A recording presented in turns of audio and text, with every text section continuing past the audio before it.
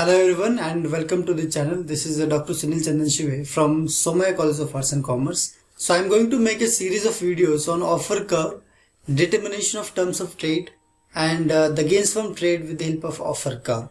So in the first part or in the first video we are going to discuss about the meaning of offer curve with the help of example.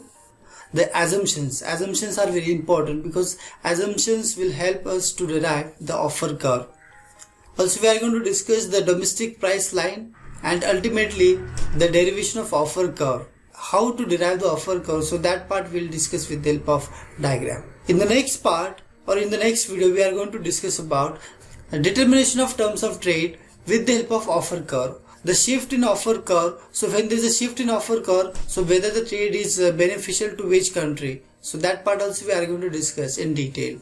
In the next part, in the third video, we are going to discuss about gains from trade with the help of offer curve. So let's understand about the offer curve. Offer curve basically developed by the two economists. Number one is Alfred Marshall and second is Francis Edgeworth. They have developed the concept of offer curve based on the concept developed by the J.S. Mill, that is reciprocal demand. It means there is a theory of reciprocal demand which is developed by the J.S. Mill, and based on this concept of reciprocal demand, Alfred Marshall and Francis Edgeworth have developed the concept of offer curve. Offer curve are generally used for many purposes. It can use for the distribution of gains from international trade to the countries. It can also use to understand the trade equilibrium between the countries.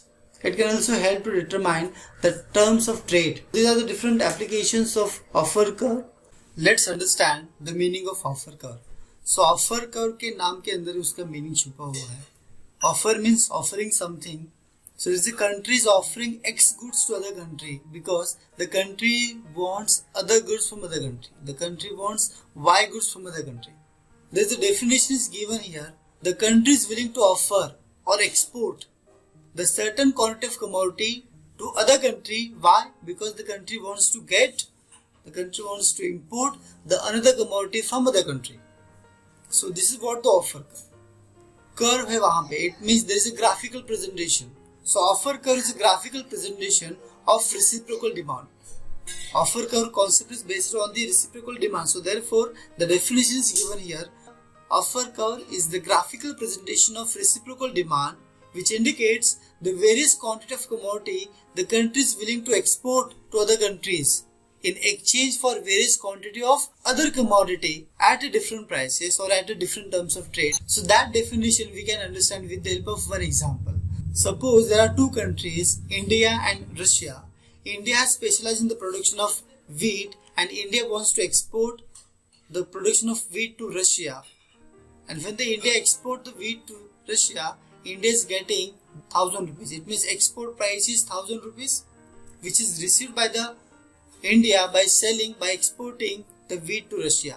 Why the India is exporting wheat to Russia? Because India in return wants clothes from Russia. When India import the clothes from Russia, India pay 900 rupees to Russia. It means import price of cloth is 900. It means here the export price is more than import price. So definitely that terms of trade will be beneficial to India.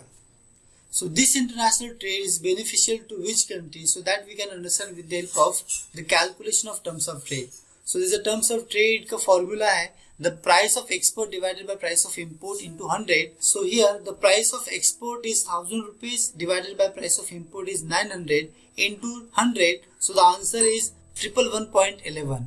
It means answer is more than 100. So here the terms of trade is beneficial or trade is beneficial to India. On the other hand, suppose the India export to wheat to Russia and the export price is 900. It means by exporting the wheat to India, India is receiving 900 rupees. Why the India exporting wheat to Russia? Because India in return wants clothes. When India import the clothes from Russia, import price of cloth is 1000 rupees. So it means India is paying more money than export price. So in that case, the terms of trade will be unfavorable to India. So how it is? So let's say the price of export is 900 and the price of import is 1000 into 100. So the answer will be 90. It means answer is less than 100. So in this case, the terms of trade will be unfavorable to India. Now we will understand various assumptions are taken to explain the offer curve or derivation of offer curve. Number one assumption is there are two countries like India and Russia. India is specializing in the production of wheat and excess production of wheat they are exporting to Russia. Russia is specializing in the production of cloth and excess production of cloth Russia is exporting to India. Another assumption is there is no transportation cost between the countries. The transportation cost is nil.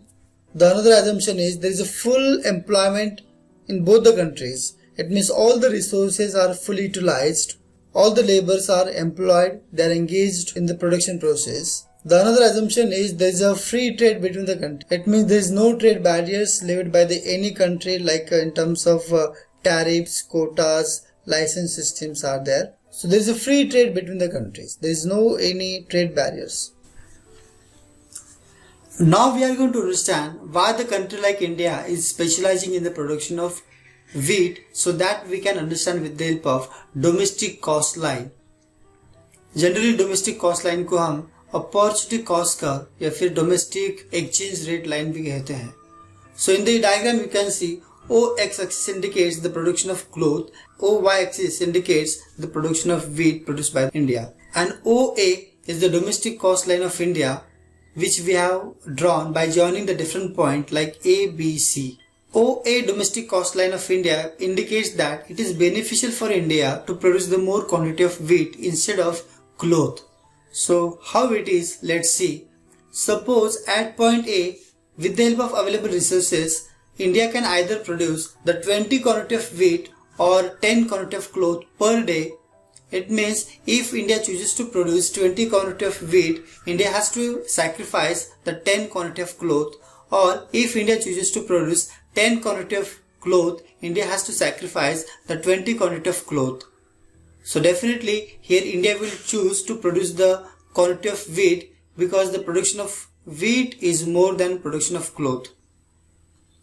The same at point B also, India is having two options. With the help of available resources, the India can produce the 40 quantity of wheat or 20 quantity of cloth. Here also India will choose to produce the 40 quantity of wheat because the next better alternative for India is to produce the production of cloth. At point C also the same thing is there. The India will choose to produce the production of wheat instead of cloth. So India will decide to produce the more quantity of wheat instead of cloth. But here India want to consume both commodities like wheat and cloth. So what India will do here? India will specialize in the production of wheat, and excess production of wheat the India will export to Russia, and in return the India will import the production of clothes from Russia. Now we will discuss the derivation of offer curve of India. So in the diagram you can see wheat is exportable commodity of India which is shown on OY axis, and on the other hand cloth is a importable commodity of India which is shown on OX axis. OA is the domestic cost line of India, and OI is the offer curve of India which is derived from joining the different trade point like A, B, C and D. Offer curve of India basically starts from point A which is on domestic price line. At point A, India don't want to trade with the Russia because at point A, India has to export the 20 quantity of wheat and in return getting only 10 quantity of clothes from Russia. Therefore, at point A, India is indifferent or neutral. India is thinking whether to produce the production of clothes domestically or import it from Russia. If export price of wheat rises relative to import price of cloth due to rise in the demand for wheat in Russia on another international price line OP1 at point B. So at point B, the India is willing to export the 30 quantity of wheat and in return getting 40 quantity of clothes from Russia. So here at point B, the international trade is favorable for India because India is exporting less quantity to Russia and getting more quantity of clothes from Russia.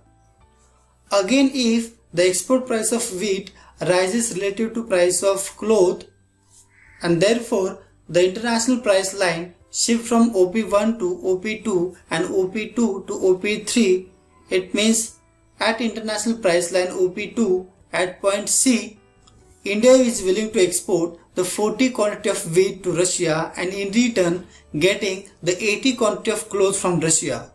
It means at point C, the India is exporting only 40 quantity of wheat to Russia and getting more quantity of cloth from Russia. And the same thing is happening at point D. At point D on the international price line on OP3, the India is exporting only 30 quantity of wheat to Russia and in getting or importing 100 quantity of cloth from Russia.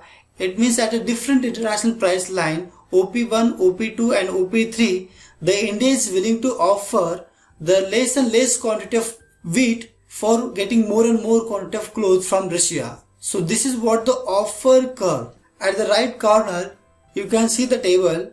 At different rate point A, B, C, D, the India is willing to export the less and less quantity of wheat to Russia and in getting more and more quantity of cloth from Russia. Now we are going to understand why the country like Russia is specializing in the production of cloth instead of wheat, so that we can understand again with the help of domestic cost line of Russia. So in the diagram you can see the O axis indicates the production of cloth and OY axis indicates the production of wheat. And OB is the domestic cost line of Russia, which we have drawn by joining the different point of A1, B1, C1 and D1. Here also Russia will specialize in the production of cloth instead of wheat. So let's see how it is. At point A1, Russia is having the two options. Either they can produce the 20 quantity of cloth or 10 quantity of wheat. So at point A1, the Russia will choose to produce the production of cloth instead of wheat because they are producing more production of cloth than wheat. At point B also, the Russia will choose to produce the production of cloth instead of wheat because at point B1, the next better alternative for Russia is to produce the production of wheat. So at point C1 and D1, the same thing is there. So Russia will decide to produce the more production of cloth instead of wheat because it is beneficial for them. But here the Russia wants to consume both the production of wheat and cloth. So what Russia will do here? So Russia will export the excess production of cloth to India and in return the Russia will import the production of wheat from India. Now we will discuss the derivation of offer curve of Russia. In the diagram you can see the cloth is the exportable commodity of Russia and wheat is importable commodity of Russia. OB is the domestic cost line of Russia and OR is the offer curve of Russia, which is derived by joining the different point A1, B1, C1 and D1. Offer curve of Russia is basically start from point A1. At point A1, Russia don't want to trade with India because at point A1, the Russia has to export the 20 quantity of cloth for getting the 10 quantity of wheat from India. So here the Russia is a neutral or confused whether the quantity of wheat need to be produced domestically or imported from India. At the another international price line B1 and at trade point B1, the Russia is willing to export the 30 quantity of cloth for getting 40 quantity of wheat from India. So here trade is beneficial for Russia because the Russia is exporting the less quantity of cloth for getting more quantity of wheat from India. Again, if the international price line shift towards OY axis, it means export price of cloth rises as compared to the price of wheat due to rising the demand for cloth in India. So at point C1, the Russia is willing to export the 40 quantity of cloth for getting 80 quantity of wheat from India. Again, if the relative price of cloth rises as compared to the price of wheat and therefore the international price line shift from OB2 to OB3. So at point D1, the Russia is willing to export the 30 quantity of cloth for importing the 100 quantity of wheat from India. It means we can observe from this different international price line at a different rate point B1, C1 and D1, the Russia is willing to export the less and less quantity of cloth for getting or importing the more and more quantity of wheat from India. So these things you can even observe from this table at the right corner. The trade point A1, B1, C1 and D1. The India is willing to export the less and less quantity of cloth for getting more and more quantity of wheat from India. So this is what offer curve.